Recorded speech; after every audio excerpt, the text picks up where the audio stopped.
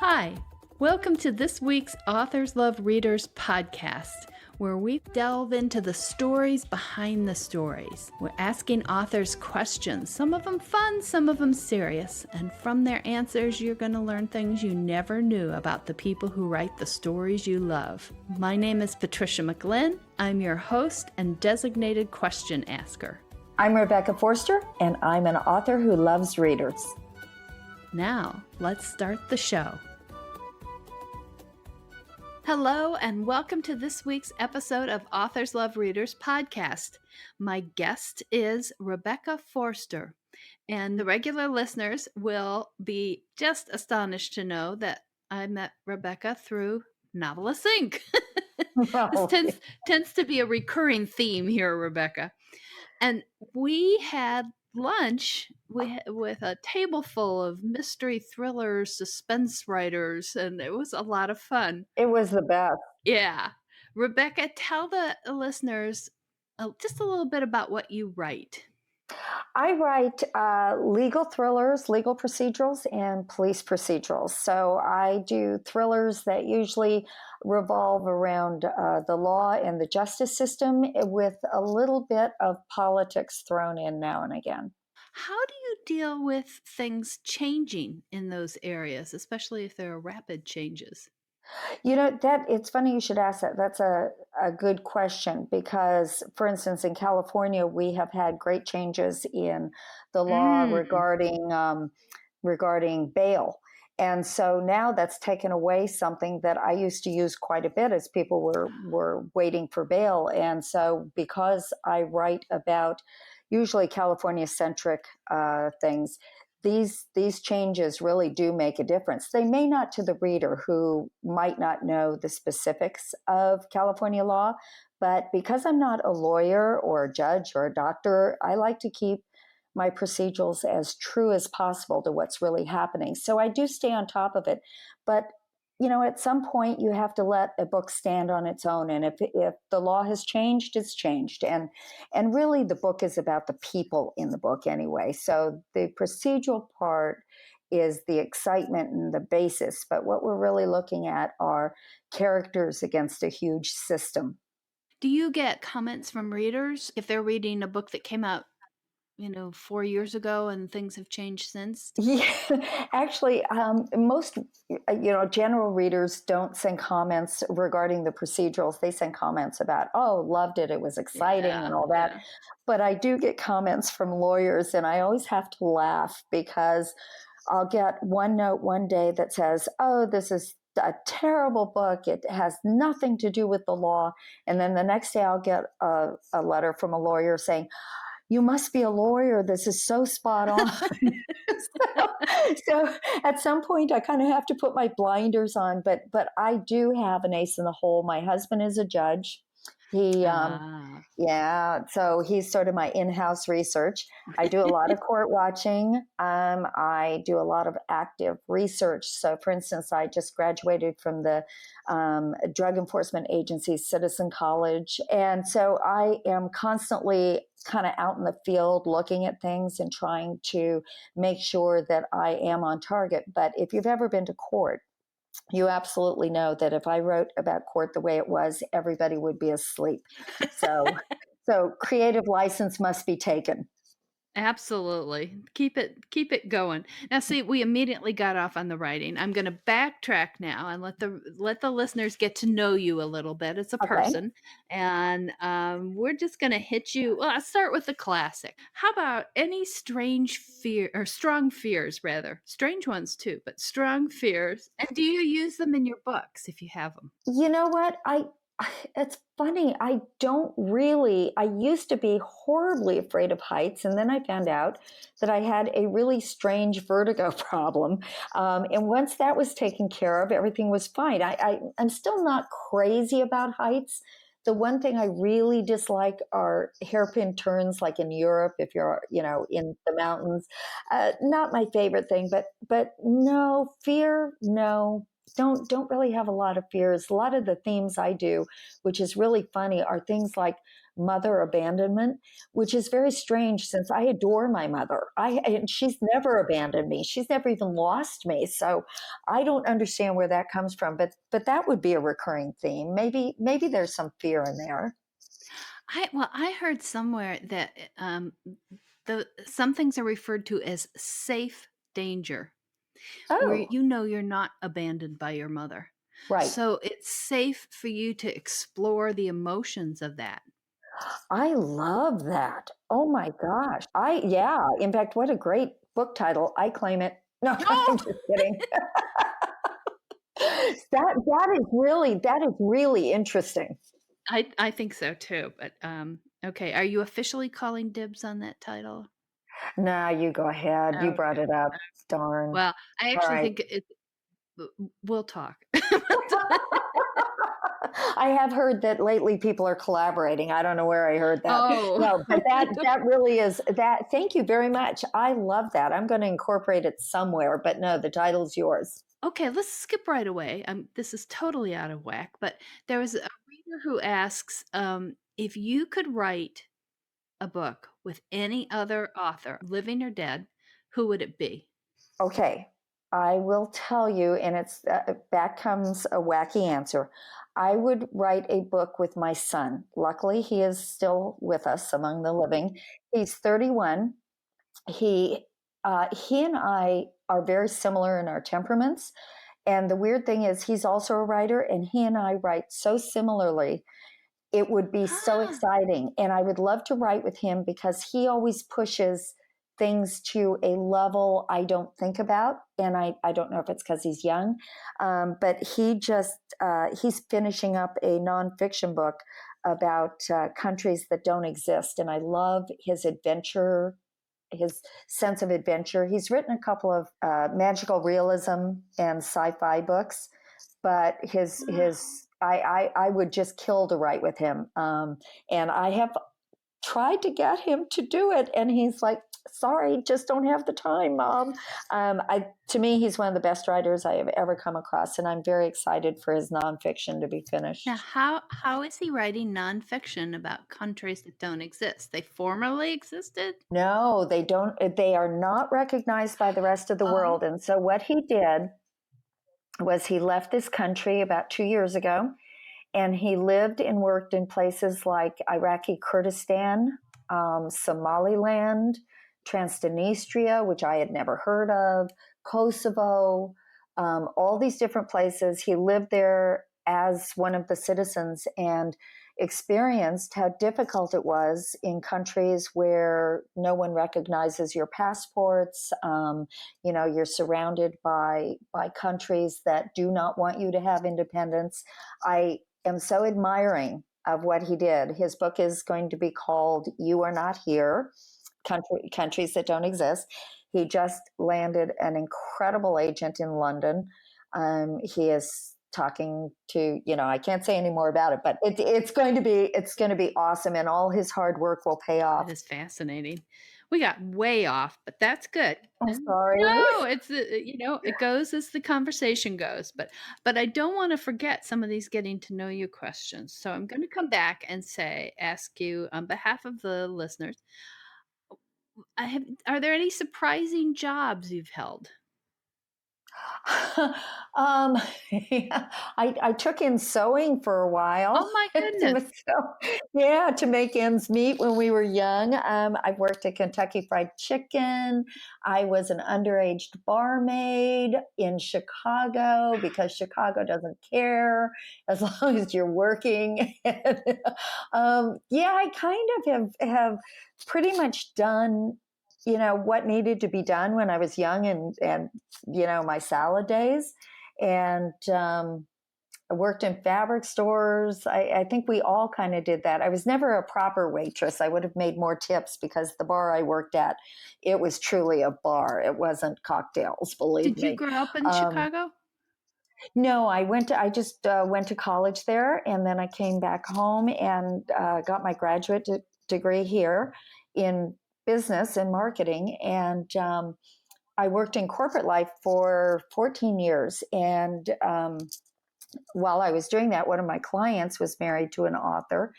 and she often disrupted our meetings, which was pretty funny because he liked to hold meetings at his home.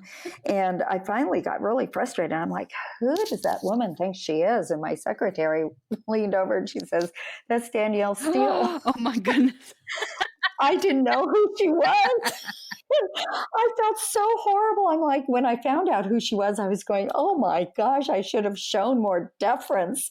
But anyway, that was a fun job. I traveled all over the world with that job. I worked for advertising agencies, and Danielle's husband was the CEO of a cruise line, and he was my client. So that's a pretty funny story and an interesting job, to be sure. Now, is that what got you interested in writing, or how did you make the segue to writing?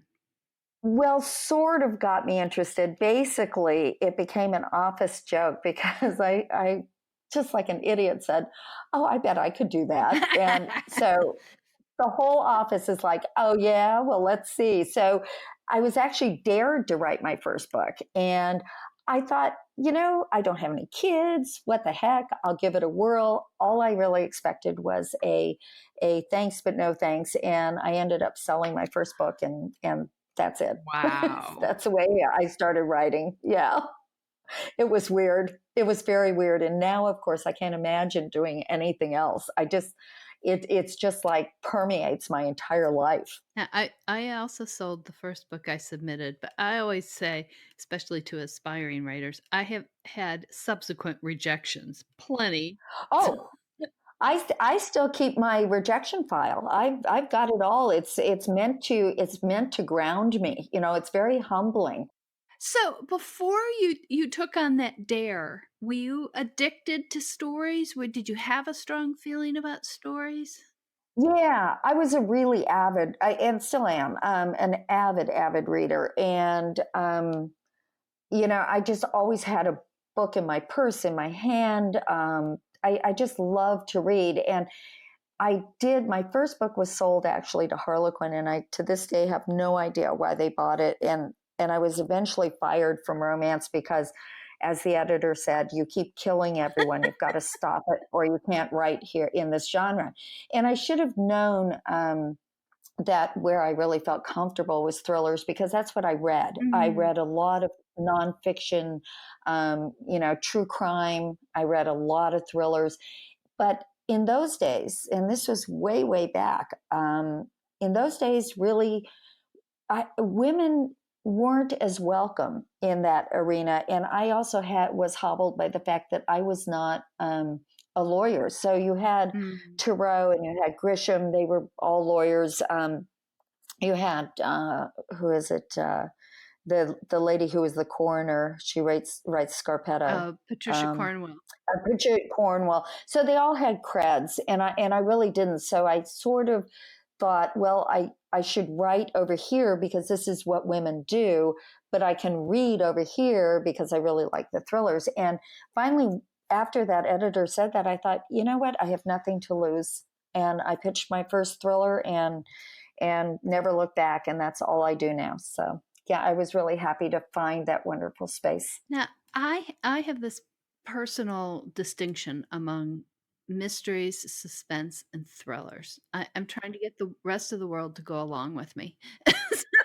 So I say that mysteries, it's the who done it, who did it. Suspense, the story question is, are the protagonists going to survive?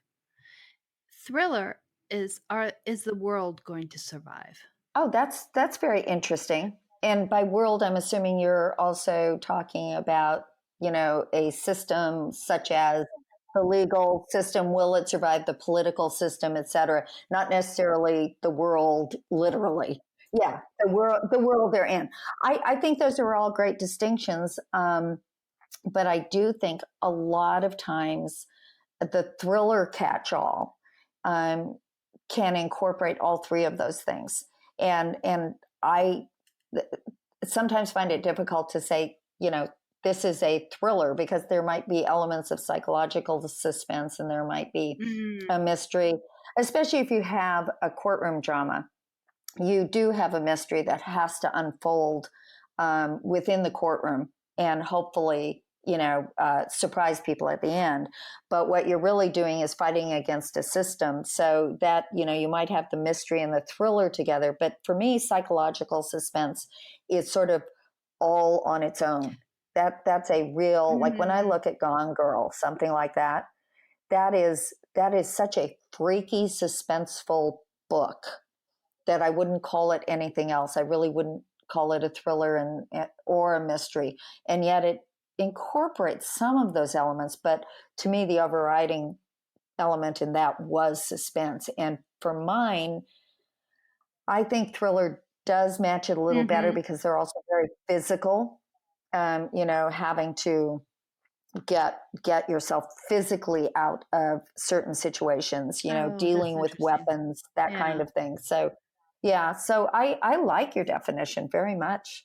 Yeah, and when you're talking about the psychological, there is sort of the it's the survival of the protagonist, but it's the survival of the protagonist's mental being too.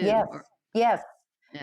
Yeah, and the mystery there might be like Gone Girl. I'll never forget reading that twist, halfway through the book where she's still alive, and it just turned my brain upside down.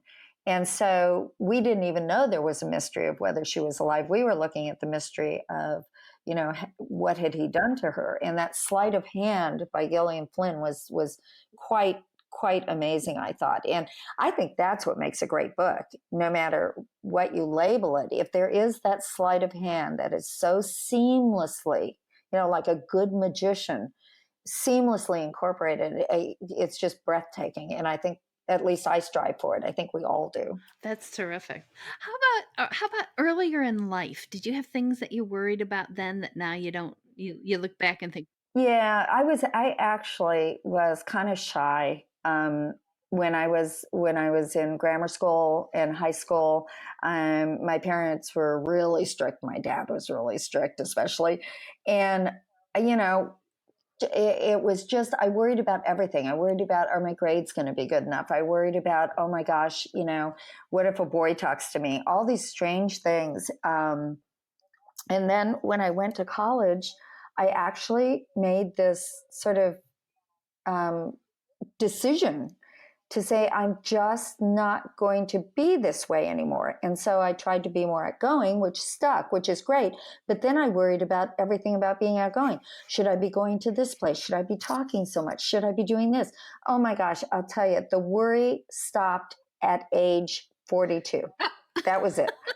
I don't know why. I don't know why. And I have a theory. It's because when your children are finally grown and kind of on their own, you look back and you go, okay, I don't have to worry about them in school. I don't have to worry about me showing up somewhere. My life is kind of my own at 42. I know who I am. But boy, before that, I was worry queen. And I think that's going, you go to Catholic schools and the nuns tell you all these things you shouldn't do. And then you go to Catholic high school, and I went to a co-institutional school, so you didn't talk to the boys. They were in a separate building. And it was just, I, to this day, can feel that sense of, oh, I'll never be good enough. I'll never get married. I'll never do anything worthwhile. My Lord, they did a good job. It was, my little brain was just imploding with worry. And so, but it's good because it kind of kept me on the straight and narrow. You know what I mean? It's like, I do sort of believe if you have too much freedom when you're young, that you're not cautious. And now I probably went overboard with the caution, but eventually it all worked out and everything is amazing. And all those different worries come to play in characters all the time. And I can use them now, but I don't worry about it. So you grew up in California? I did. I was born in Missouri, and then my dad got drafted, and we ended up in Fairbanks, Alaska, of all places. And then we came back to Long Beach, California, and I grew up here, and then went back to Chicago for school, and then came back. It just took one really big snowstorm to get me back here. And so, yeah, here I've been ever since. And I Love it. It's very pretty, but I miss seasons dreadfully. If your writing were a color, what color would it be? Oh, whoa. I don't. Wow, that's a tough one. I will say red because I think it's very intense. But I like to think that it's many shades of red because I would hope that the intensity is also marked with the valley times of characterization where you really care about the characters' lives and not just the intensity of a courtroom or the intensity of physical action. Because I really hope that the characters are very real, which means that they have to have a lot of different shades. They can't all be angry all the time. They can't all be sad. They can't all be fearful. Everybody has peaks and valleys. So I will say I am a rainbow of red in the middle and lots of shades. That's wonderful. And just as you were talking, I was thinking of how interesting red is. I love red too, but I do too. Although yellow and orange are probably my very favorite. But the thing about red is you think about its associations. It's associated with violence. It's associated with blood. It's associated with the heart. So that can be much softer. It's associated with joy, I think. And, I think of like cardinals and Absolutely. Oh, Indian weddings where they wear red, to celebrate. It's one of those colors that I think you could, if it was words, you could use it in so many different ways, and it would mean so many different things. And I really like that. I don't like the idea that thrillers always have to be shades of gray and black and taupe. The red, I agree with you. I think the red can conjure up so many different aspects of what we do, because what we do is gather a whole lot of things, emotions and physical attributes and psychological, stances. And we're supposed to weave them all together like a dovetail to make a drawer. And that's why there has to be shading. You can't say it's just red. Very good point. Very good point. Now, I want to get into some of the other questions that readers have asked. And this one is, do you miss the characters and think about the characters once you've finished a book? I do, but not constantly. What'll happen is that, and I'm kind of facing that right now, actually, is that I thought the Witness series was done. And I love those characters, and I would talk about them all day long. I think they're so interesting and wonderful, but I really thought the story had been complete in 7 books. And I ended that book by having one character in particular who had never been master of his own fate walking off into a forested area. And I thought the readers would like that to happen, that they could imagine what happened to him after that. And the last probably 2 years, I've had so many requests, what happened to this one character? Well, I went back and now I'm writing that 8th book and finding their voices again. I think what paralyzed me for a while was I knew them in my mind, but to write words for them again was proving really difficult. It's like I thought their voices were done. And so when you have to revisit, I thought I want to do them justice because they mean so much to me.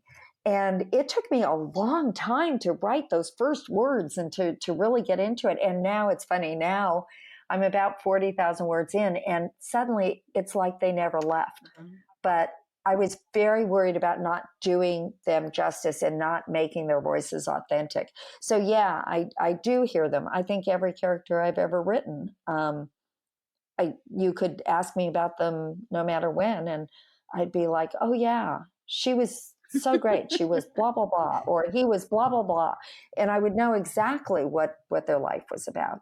And that's how you write a good character, is you have to know them. Even your villains, they have to have motivation and realism, and you have to have a love for them. And I do. I love them all. Well, the reader asks how we get our ideas, and she very kindly says for our beautiful stories, and mentions that she's aware of an author who frequently hears the voices, the characters in her head, and somebody else who dreams them. So I want you to talk a little bit about how you get your ideas, and then how you actually start uh, uh, the writing process. And I'm Okay. interested in that because of what you just talked about with this book, and getting back into those characters' voices. So Yeah, I don't necessarily start with a character, which is funny. I know most authors do, but I usually start with a concept of something I read that or see on the news, or my husband will come home and maybe make a passing comment about a case, and I start with a concept. So, for instance, uh, Silent Witness is really about fathers' rights. And what triggered the inspiration for that was we had 2 divorces in the family. And everyone, and this is in a very extended family, everyone went directly to the women and consoled them and listened to their stories and vilified the men. And it came to be known later that really one of the men was not, what we were hearing was not reality. And so the concept of justice, even in something as small as a divorce, which is not a great systemic problem, like you're not up against the whole legal system. It is a very personal process.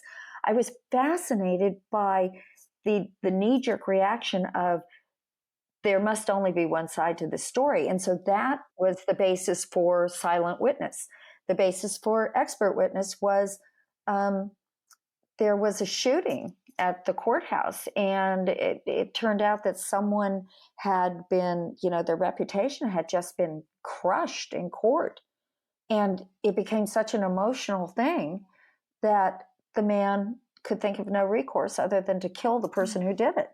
And so for me, the concepts begin the whole thing. And then once I have the concept, I start thinking, who is in this passion play? Because everything is about passion. It's about passion for justice. It's about passion for money. It's about passion for, someone you love or someone you hate. And so I always come at it from that. And what kind of voice would be reasonable within this incredible amount of passion and tension?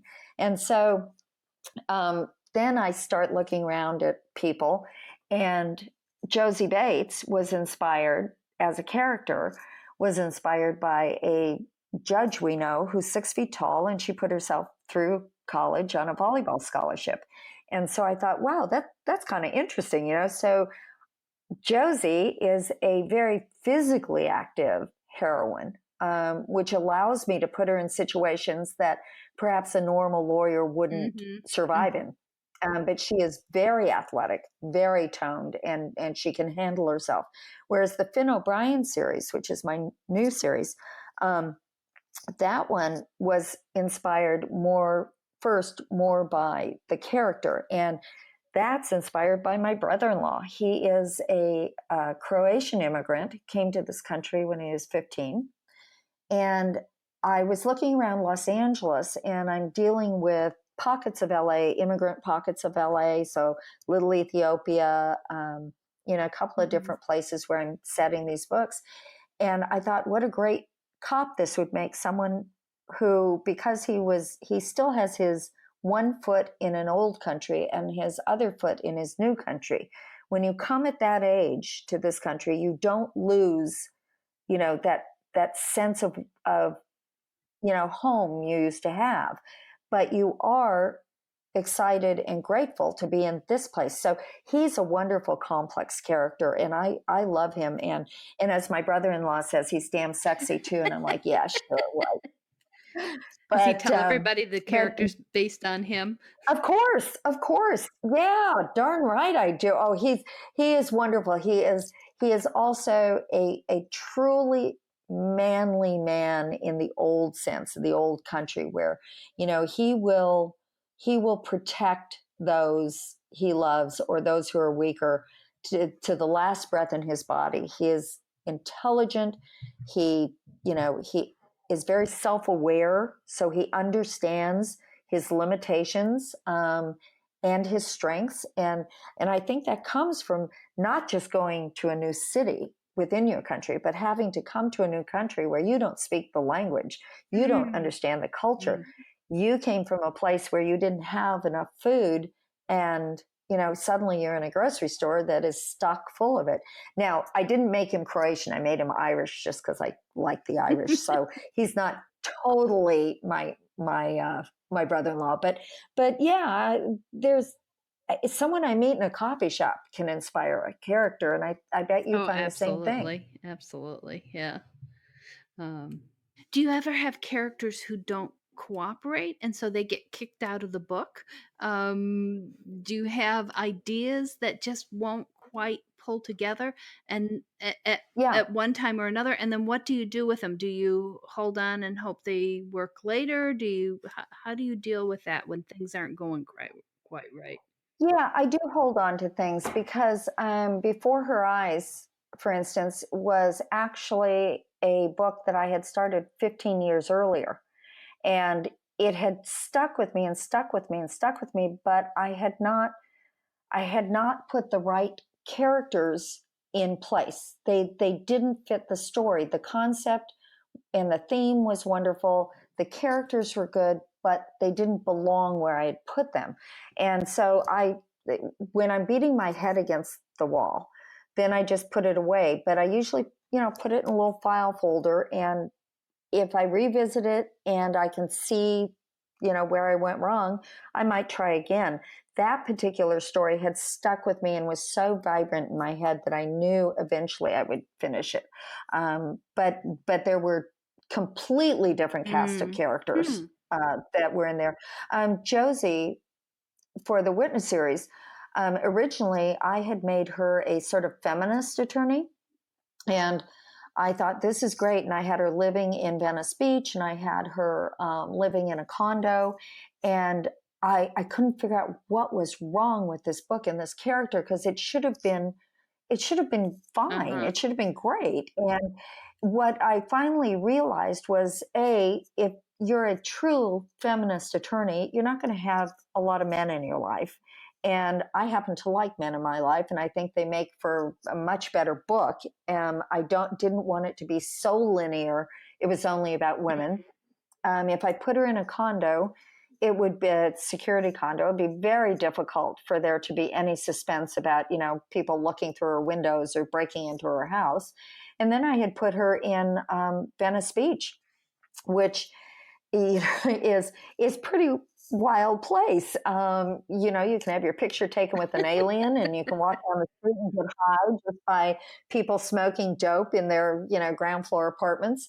And I thought no self-respecting athletic person would do this. And so I walked the entire length of what they call the Queen's Necklace in the South Bay. And I walked through Manhattan Beach, and I walked through Hermosa Beach. And so when I hit Hermosa Beach, realized that's where the national beach volleyball tournament takes place. And it was nothing but a mile of volleyball nets. I thought, this is where she belongs. It's bright, it's sunny, it's a community. And suddenly she came alive. Oh. There was the place she hung out, there was her house on the corner of a busy street, there were her volleyball friends, there was a small courthouse in the South Bay.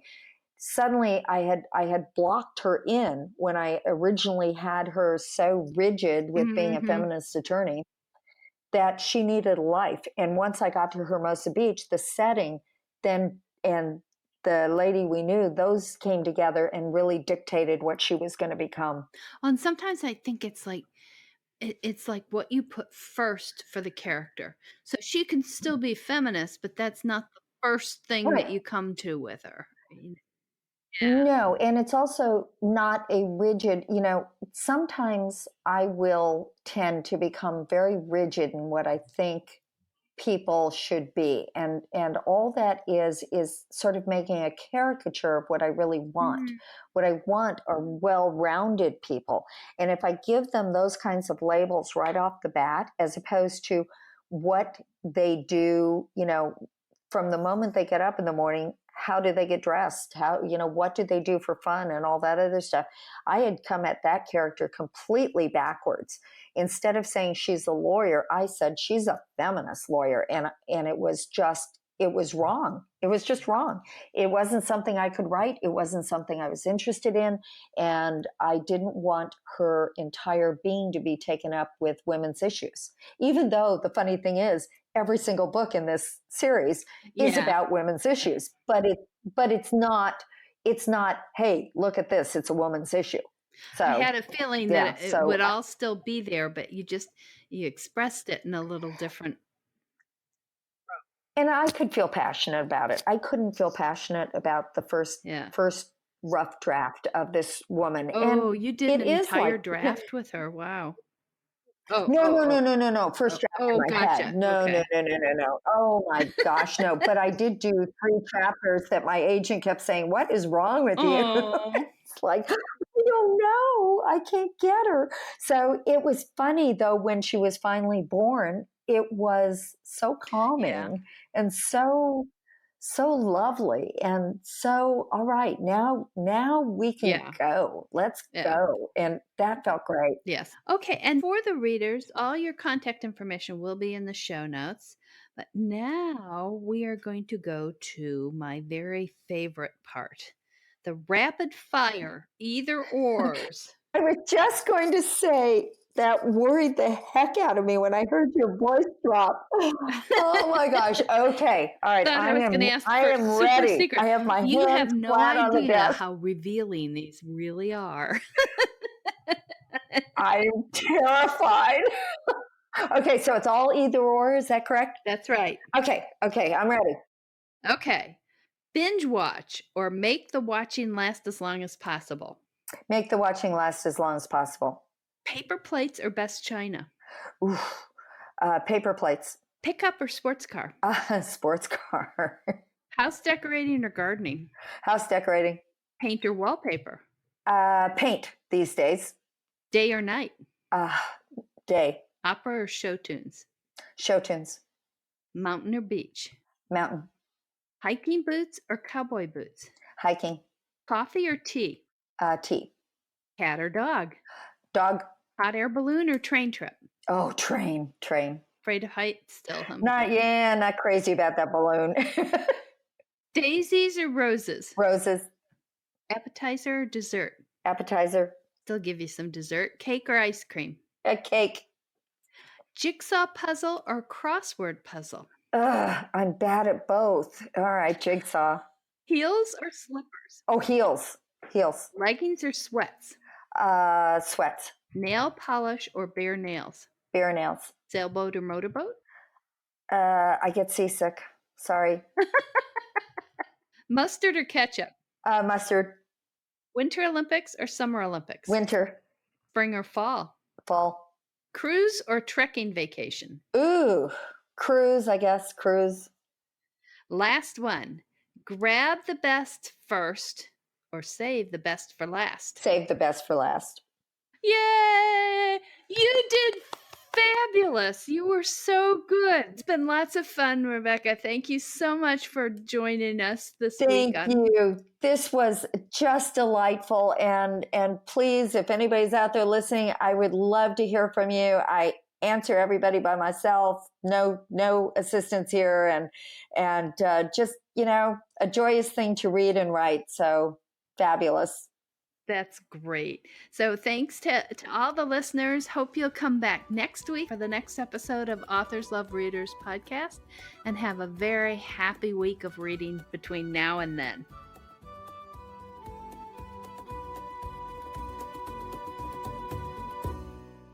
That's the show for this week. Hope you enjoyed it, and thank you for joining Authors Love Readers podcast. Remember, you can always find out more about our guest authors in the show notes, and you can find out more about me at www.patriciamclinn.com. You can also send in questions to be asked of future authors at podcast@authorslovereaders.com. Until next week, wishing you lots of happy reading. Bye.